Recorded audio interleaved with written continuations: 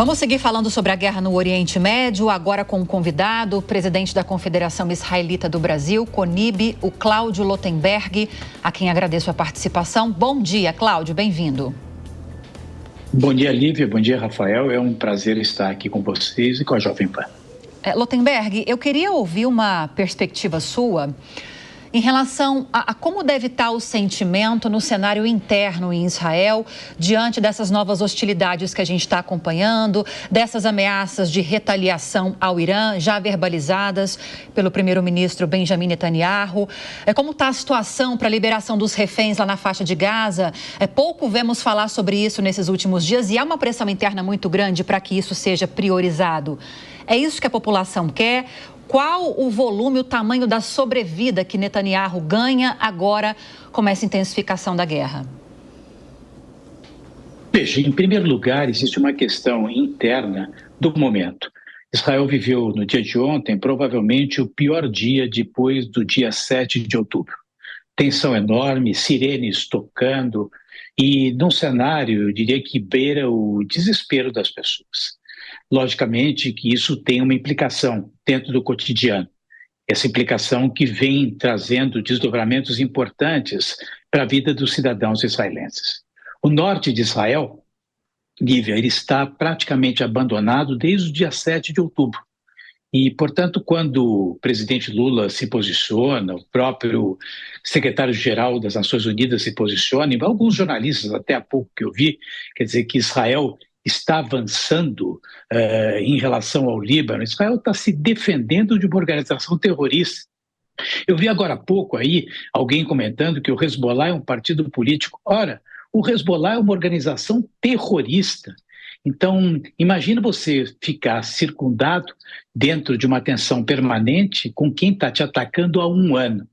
E evidentemente que nesse momento a tensão é maior, os mísseis que foram ontem mandados, que foram utilizados pelo Irã são mísseis muito mais agressivos em termos de velocidade, dano que eles podem causar.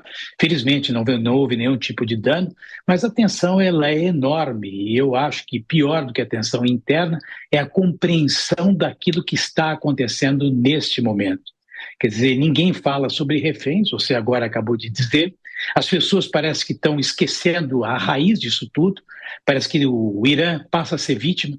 O Irã, que é um grande patrocinador do terrorismo internacional, isso fica muito claro a cada momento, e aliás ele coloca isso, né? Através dos seus aliados, o Houthis, Hezbollah, o próprio Hamas, né? Então isso tudo para a gente eu acho que é decepcionante como cidadãos do mundo, porque aquilo que deveria ser muito claro, que é a guerra entre dois modelos de civilização, por alguns por ignorância e outros por mau caratismo, querem descaracterizar o cenário real. É o terrorismo contra um Estado que legitimamente está se defendendo. Doutor Cláudio, bom dia. Nós mostramos aí agora há pouquinho, o senhor até citou, né, a manifestação do presidente da República. Essa tem sido uma manifestação reiterada do presidente e da diplomacia brasileiras. Há alguma outra possibilidade, uma possibilidade de conversa, uma possibilidade de negociação à mesa no curto prazo? O presidente disse, né, que não consegue entender por que é que Israel não senta para conversar, por que é que as decisões da ONU não são respeitadas. Existe essa possibilidade na avaliação do senhor ou essa é uma impossibilidade nesse momento? Veja, eu acho que existe a possibilidade, a luta pela paz, é o que Israel mais deseja. Que as pessoas acham que é simples. Alguém falou aí que é questão dos dois estados, né? É claro que dois estados têm que ser criados, é claro que é legítimo direito de um Estado palestino, mas um Estado palestino que garanta as condições de segurança do seu vizinho, que é o Estado de Israel. É claro que toda conversação para que a gente possa, de fato, avançar no processo de paz pode existir. Mas qual foi a proposta real da liberação dos reféns? Então, essa conversa não é uma conversa de botequim. Essa conversa não é como uma conversa que vai se acertar com um pouco de cerveja do lado. Essa conversa precisa de uma liderança forte, precisa de um secretário das Nações Unidas, não como Guterres, que é um homem que mostra uma associação de ignorância, um descaso É um homem que, em momento algum, ele ataca de maneira declarada e de maneira vigorosa o sentido da ação terrorismo do mundo. É um homem que não consegue impor uma liderança numa Assembleia Geral que permite que todo um sentido protocolar seja quebrado. Então, essa liderança não existe, porque ele deveria estar patrocinando essa conversa. Nós vimos essa simplificação também naquilo que envolve o conflito entre a Ucrânia e a União Soviética. Lógico, a Ucrânia cede um pedaço da sua área, desiste da sua entrada dentro da OTAN e está feita a paz também entre a Rússia e a Ucrânia. Veja, qualquer tipo de negociação ela é possível, desde que ela é feita de maneira consistente, com entendimento daquilo que existe por detrás. As negociações poderão avançar? Sim. Eu acho que deve ser entregue os reféns, eu acho que tem que ficar claro para o mundo que essa guerra não é só de Israel, tem que ficar claro para o mundo que nós não podemos permitir que uma sociedade teocrática vai querer eliminar Israel do mapa e matar de lá todos os judeus e todos os judeus do mundo. Quer dizer, esse entendimento, no momento que ele fica claro por todos os lados, aí as negociações talvez possam encontrar um ponto de equilíbrio. Enquanto isso não acontecer, eu acho que a gente está aí tratando de coisas de forma muito diferente. Uma coisa é uma ação diplomática, outra coisa é o combate em relação ao terrorismo. Vamos à pergunta agora do professor Marcos Vinícius de Freitas. Então, veja só, eu estava ouvindo, o comentário, e eu acho que é um pouco complicado a gente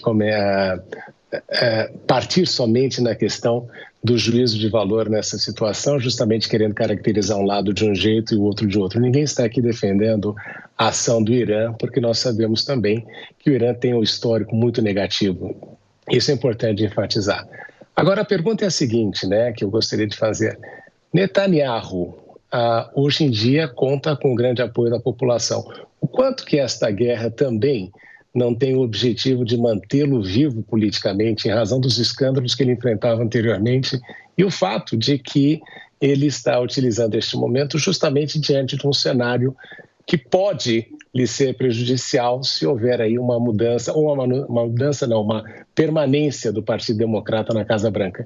O quanto que Netanyahu está utilizando desta guerra, não sou eu que estou falando, isso está até mesmo em vários jornais do próprio Estado de Israel, existentes em Israel, que falam que, de alguma forma, a guerra tem fortalecido politicamente, sendo considerado aí até o guardião do país. Quanto que isso tem aí o fator político interno de preservação de poder por parte de Netanyahu? Professor, obrigado. Eu agradeço a sua pergunta, mas também não quero eu fazer aqui um juízo de valor, como o senhor bem disse. Mas o senhor diz que o Irã, também tem um histórico negativo. Me permita discordar, professor. Israel não tem histórico negativo. Israel tem um histórico de existência de um povo que legitimamente se estabelece numa região na qual existem judeus há mais de 3 mil anos. Qual é o histórico negativo de Israel? Se defender contra ações terroristas? Qual é o histórico negativo de Israel? Querer sobreviver e se manter como um Estado independente? Então, desculpe, eu acho que o Irã sim tem um histórico negativo, porque ele patrocina, depois da queda de Reza Pahlavi, a criação, através dos seus proxies, de uma ampla rede de terrorismo internacional. O Brasil acabou de prender recentemente, há coisa de meses atrás, uma incursão do movimento do Hezbollah no Brasil. Então, o Irã sim tem uma história bastante negativa, mas não concordo com o senhor em relação a Israel. Quanto à questão política de Netanyahu, aí sim eu acho que o senhor talvez esteja levantando um dado que é importante. Nós sabemos que o primeiro-ministro de Israel teve uma série de dificuldades no sentido de se viabilizar nessa posição. Aliás, Israel teve uma série de movimentos de eleições no sentido de criar um cenário de estabilidade para ter um gabinete ali que nesse momento é ocupado por Bibi Netanyahu, mas chegou lá de maneira democrática. O que é crítica ao Netanyahu é que ele não traz em momento nenhum um cenário daquilo que vai acontecer no pós-guerra. Eu acho que isso aqui é criticável. Existem questões criticáveis em relação ao governo de Netanyahu? Eu acho que sim. A questão do estabelecimento de comunidades dentro dos territórios da Cisjordânia, eu acho que isso é criticável.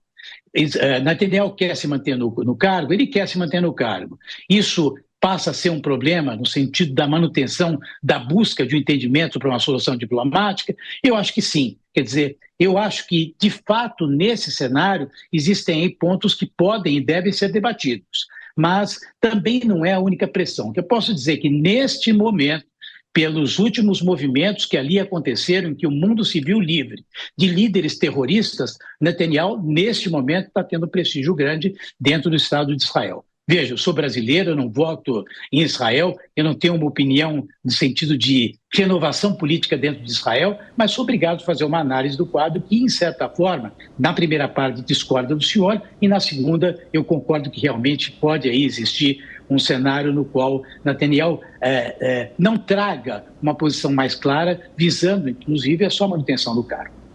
Fabrício?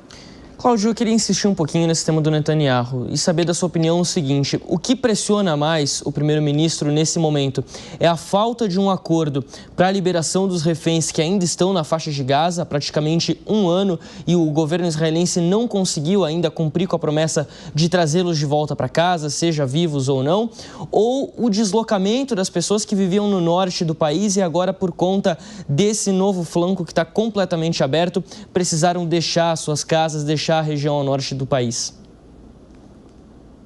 Olha, no primeiro momento, enquanto a coisa não eclodia no Líbano de uma maneira tão ostensiva, eu achava que a questão da libertação dos reféns ela seria algo, de certa forma, digamos até um nó górdio que faria com que Bibi tivesse que ceder para interromper por completo os avanços.